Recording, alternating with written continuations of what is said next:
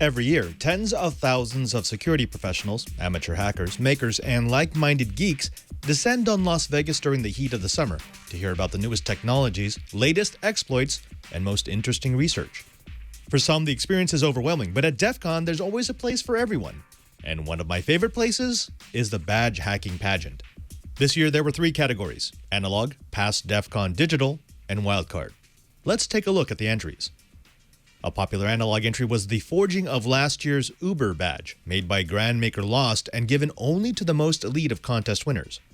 No fewer than 5 individuals attempted to recreate the radioactive glass, custom forged metal, and Lichtenberg etching on the DEFCON 23 Uber badge. For reference, here is the real DC-23 Uber badge. Most of these were created with the makers only having pictures of the originals, so this was no easy task, and all of them made decent copies right down to the iridescent marble. Other analog entries included this DEFCON 13 badge turned into a lockpick set and a top hat made from last year's vinyl record badge. The vinyl badge was a playable record that had content needed to complete the DEFCON Crypto Challenge and, of course, some pretty good music. The real treat in the badge hack pageant was digitally hacking past DEFCON badges, and this year there were some pretty good ones. This is a clock made from a DC-23 vinyl badge, some LEDs, an embedded processor, and a bunch of tape.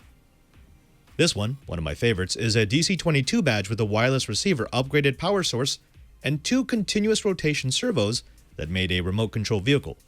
It used the onboard badge processor, a propeller, and was coded to speak PWM.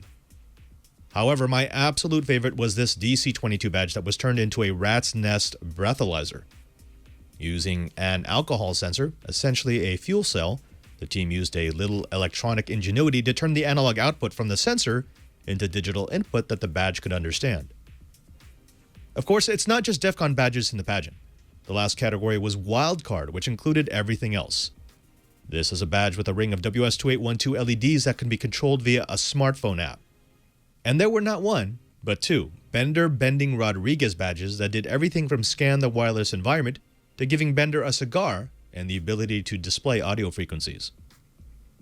In the end, the pageant is one of my favorite parts of DEFCON because it requires makers to create things on site with whatever materials they can find, borrow, and disassemble.